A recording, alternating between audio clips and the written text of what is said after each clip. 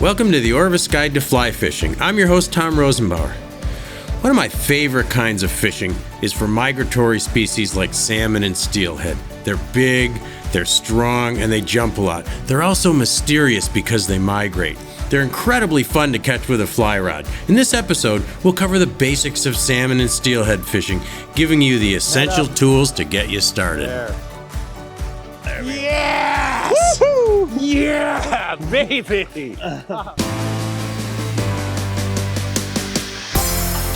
yeah, nice fish! That fish has already refused that fly. You're gonna have to try just a slightly different pattern. The roll cast pickup is a great cast to use in a lot of fishing situations. This is a beautiful wild trout from a small stream. Just a gorgeous little fish. I say hit that bank. Let's go to that grass bed.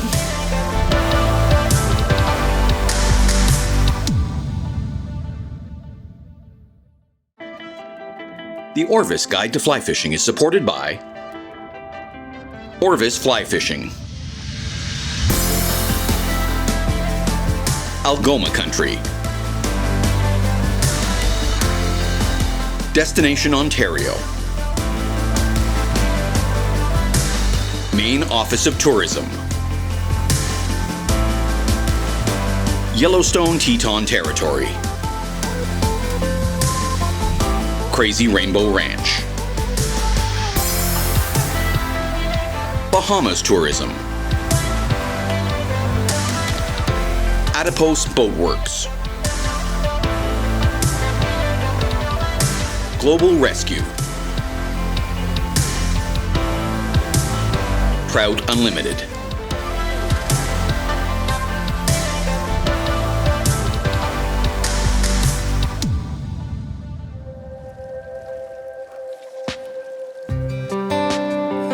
Anglers have enjoyed catching salmon and steelhead since Europeans first came to North America. Whether on the East Coast or West, there were huge runs of migratory species to catch. They're known as migratory species because they live in oceans or large lakes but return to rivers to spawn. Salmon and steelhead are anadromous. They're born in fresh water, migrate to the ocean, and then return to fresh water to reproduce. This is different than trout and rivers, which are year-round residents, where salmon and steelhead only migrate through a river system to reach spawning grounds. It's generally during this migration period that we fish for them. In the Atlantic, the principal species is the Atlantic salmon, which is caught in North America from Maine all the way north to rivers in Labrador. It's also found in many rivers in northern Europe. Known as the king of game fish, Atlantic salmon are exceptionally popular because of their incredible strength and propensity for jumping or leaping when hooked, which is why their scientific name in Latin means the leaper. On the Pacific coast, the rivers from California all the way north to Alaska have 5 different species of salmon and steelhead available. Each species has a specific migration time depending on the location and time of year. The species of Pacific salmon that fly fishers target are Chinook, coho, pink, chum, and sockeye salmon. All require different presentation techniques and flies, but there are general methods of presentation that are common to all. More about that later in the show.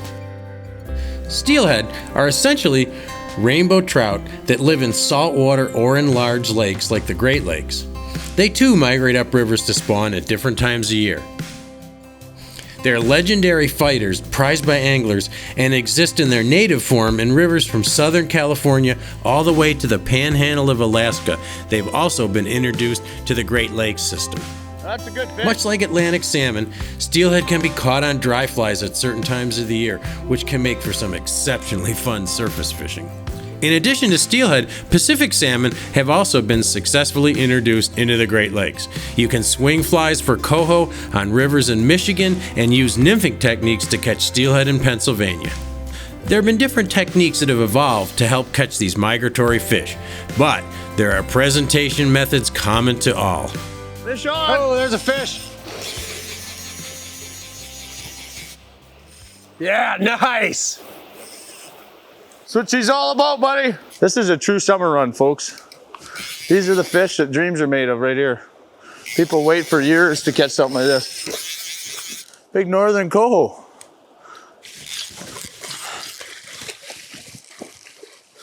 He's tired. There he is. Nice. Nice fish. Wow. Nice coho on the Skeena River in Terrace, British Columbia on the SPEY rod. I'm on a lamprey pattern. So we're just gonna let this guy go. Gonna go make some babies. There he goes. No harm done there. Right on, that's what it's all about. Let's even get another one. There you go. That's a coho. Yeah, I took it on the strip. So this is my first Pacific salmon here on the Skeena River. Nice bright fish. Yeah, real bright. Oh, that was a dumb move. That was a dumb You got it move. on the egg sucking leech, eh? That's interesting. Yeah, I haven't seen that done before. This is very interesting. Oh my goodness. I can't get it. Yeah, that is a technique that I have not seen done before. Oh, I have this special, boy, right in the corner of the mouth. Yeah. I have this special technique. You wrap the line around the fish and it confuses them. It's like, See? well, it's called hog tying them, eh? Yeah, yeah, and it's easier to get them in because it confuses them. They don't know where the pulls come from and they just come right in. Oh, Piece nice, of cake. Nice fish, bud. Yeah, that's pretty fish. Yeah. Pretty bright fish. Sharp teeth. Yeah. Oh, there he is. Oh, what do you think of that, mister? Good, I'll release him. Okay, here you go. Right. You got him? Yeah, got him. Okay, buddy. Off you go. Ooh. That was fun. Right on, buddy. Thank you. Good one. Beautiful. When salmon and steelhead enter a river to migrate to spawning grounds, they use structure similar to trout to hold in while making their pilgrimage. By reading the water and understanding the basics of river morphology, we can eliminate unproductive water and locate fish quickly.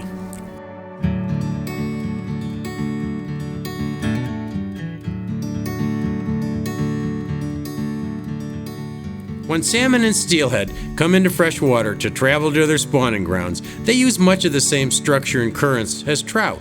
But there are some important and key places to look for migratory species, places you need to focus on.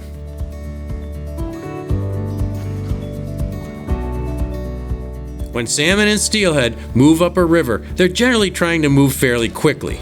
Of course, they remember their youth and how in these rivers there are predators. Eagles and ospreys are constantly on the lookout for careless fish. So they're looking for structure and riffles to hide beneath, and of course, deep water channels. As anglers, we need to focus on locations where salmon and steelhead are likely to hold on the journey. These holding spots not only give them cover, but also a slight break from the current so they can rest. Key locations to look for them are current breaks where you see fallen trees, rocks and boulders, ledges, and drop-offs. Salmon and steelhead also love holding in seams. Seams are places where slow water and faster water meet. Another important place to look is at the heads of pools, just where a riffle or fast water begins, and also at the tail of the pool.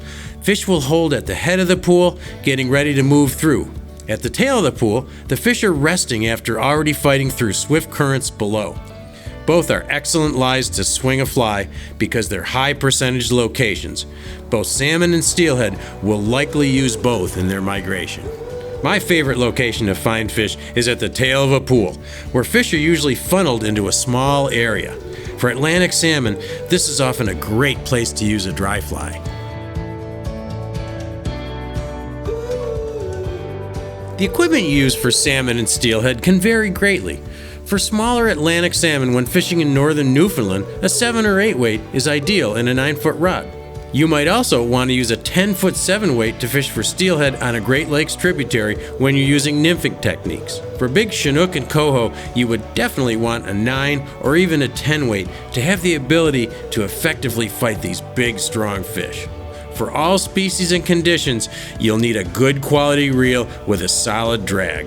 These fish are explosive and will test your drag system to the max.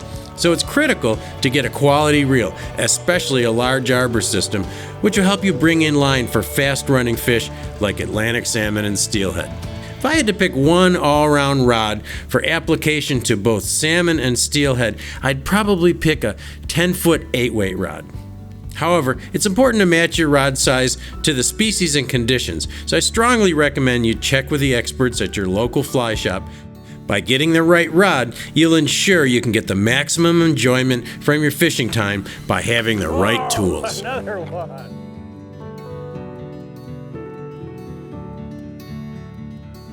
Here in the Skeena River, we're using 13.5 foot to 14.5 foot spey rods for 8 and 9 weight lines. Now, we could cast just as far with a single-handed 8-weight rod or a switch rod. We could handle these fish with those rods. The reason we're using a spey rod is because we've got these big, heavy sink tips. We need to lift those lines to the surface and be able to throw them out there, and you just can't do that with a switch rod or a single-handed rod. At least you can't do it very easily. The traditional way of catching salmon and steelhead is by swinging a wet fly. By using different types of presentation methods, combined with specialized lines or flies, you can effectively work a run. We'll discuss these techniques later in the show. What you need to know first is how to work a run. If you don't know exactly where the fish are, then you have to systematically break it down. The best method for doing this is known as the two-step, two-cast. Basically, you make 2 casts, each one longer than the first, and then you take 2 steps downstream. By doing this, you'll effectively work over an entire area with your fly. Well, here we are on the Skeena River. We've put our time in today to get the fish that we've got, but when you get one, they're a quality fish. This is what it's all about right here. They're on a black intruder pattern, black and purple actually. And there it is right there. You can't get much better than that. There she goes. Nice. I thought maybe there'd be a coho in there, Yep. so I started stripping. Yeah, well that's where they'll sit on that inside slow stuff, eh? Hey, thanks. That's a nice fish. Nice fish. Good job. Very bright. We're gonna let this guy go, and he's gonna go upriver. He's gonna make some babies. Say goodbye, Tom. Goodbye, buddy. Right on. Good job, man. Thanks. That's magnificent. You're on fire. So that's what I'm doing instead of the swing that we're using for the steelhead. I'm mending the line over into this froggy water and just stripping it like you would a trout streamer. Pretty fast too. They supposedly like a very aggressive strip. How your fly is presented to the fish is critical. In fact, it's more important than the exact pattern you choose. The fly has to swing in the current at the right speed and depth in order to trigger a fish into striking. You know, it's all too easy to get hung up on fly patterns and your casting when you're fishing for salmon or steelhead. Those are fun things.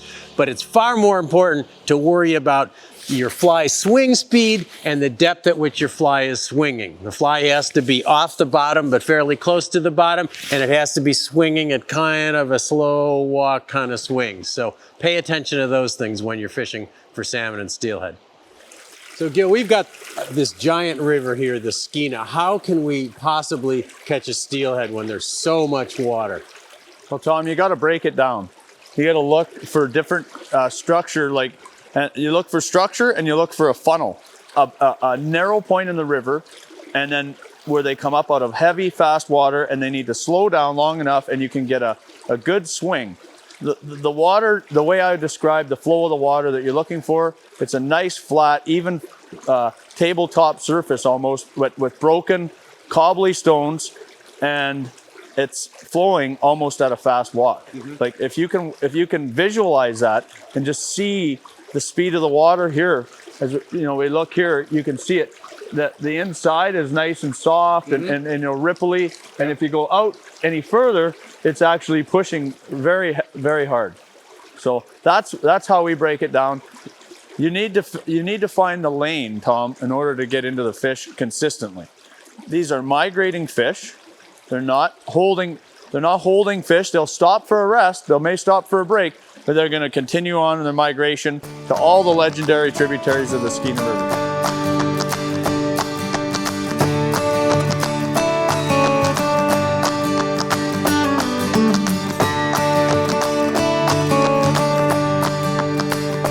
Salmon and steelhead are very aggressive fish, and they'll strike anything that gets in their way. This brightly colored spin and glow used on conventional rod is weighted to the bottom with a big heavy weight. It spins around in the current. The fish come by, they see it, and they grab it. This intruder fly does the same thing. This is what we use on a fly rod for salmon and steelhead. It's brightly colored, it's big, it's obnoxious, but we can't weight this to the bottom with a fly rod and wait for the fish to come by. We have to cast it out there on a sinking line and let that fly slide through in the current to get in front of the fish to make them strike. But the principle is the same. You got a brightly colored, obnoxious thing that gets in their way that they're gonna strike. The flies used for salmon and steelhead are often unique. Many of the patterns are impressionistic. They don't try to imitate a specific food source. That's because salmon and steelhead don't feed much once they come into fresh water on the journey to spawning ground. Some of these patterns are quite beautiful and artistic, while others can be garish and wild.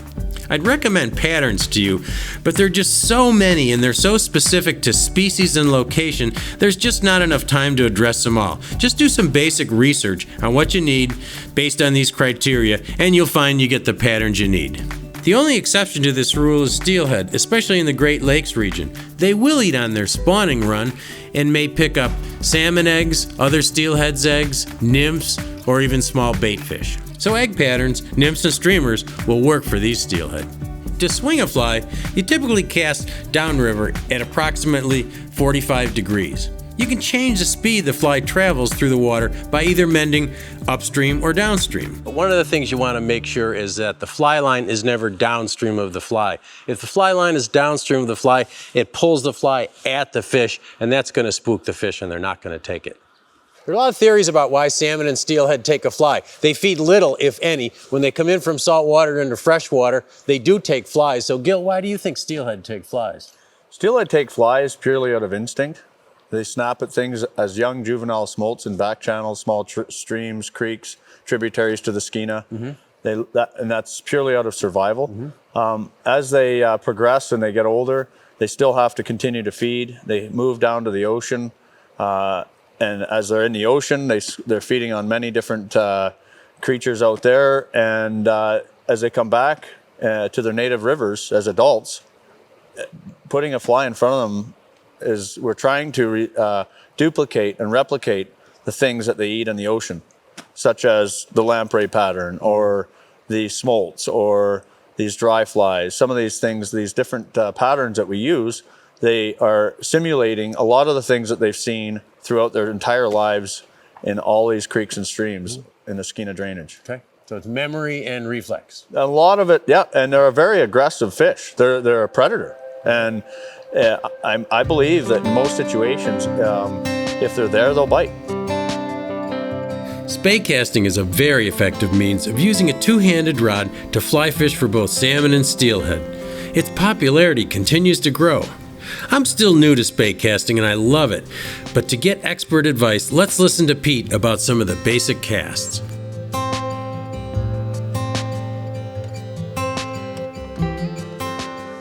With a dynamic roll cast, we need to lift this rod up, come back with a smooth acceleration, then a lift. We're trying to establish an anchor point about a rod's length away, right here. Once that line touches, we then can deliver that line out there.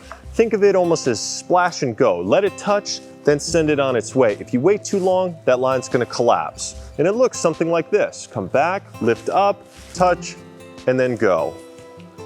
Lift up, come back, lift, touch, then go.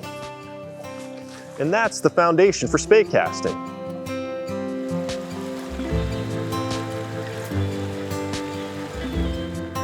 One of the first casts we learn when spey casting to change directions is a single spey with a change of direction. That's simply just that dynamic roll, but we need to shift our body to reposition that line out across the water. Now, it sounds like the easiest cast when in fact it's probably one of the more difficult ones to accomplish. That timing has to be spot on when we create that cast. We're gonna lift that rod up, come towards the bank, Then we're gonna dip down, lift it up, and then we can deliver that cast out and across, kind of at a 45 when we're casting, or straight across. So again, we lift that rod up towards the bank, dip it down, come back, and then make that dynamic roll. We're just making that twist to set up for that dynamic roll. That's the foundation of this cast.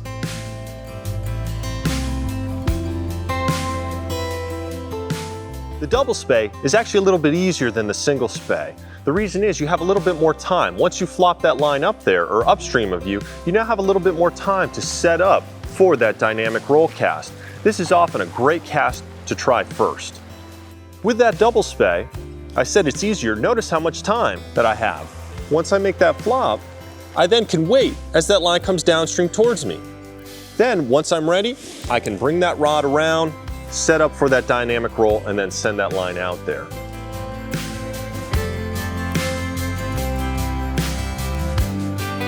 Snap T is a great substitute for that double spey.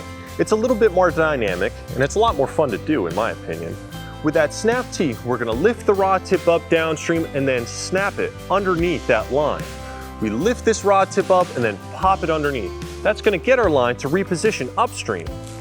We can then sweep our rod around and set up for that dynamic roll. The snap T is a lot of fun and it's a great cast to learn.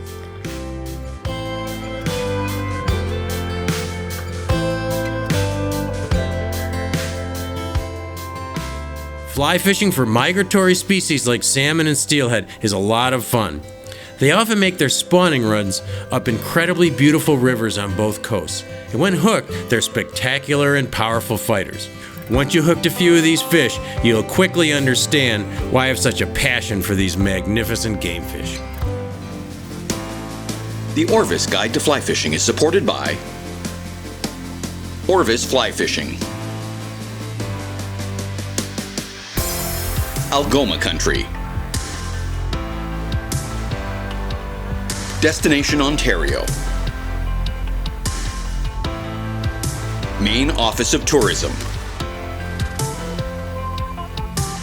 Yellowstone Teton Territory, Crazy Rainbow Ranch, Bahamas Tourism, Adipose Boat Works, Global Rescue,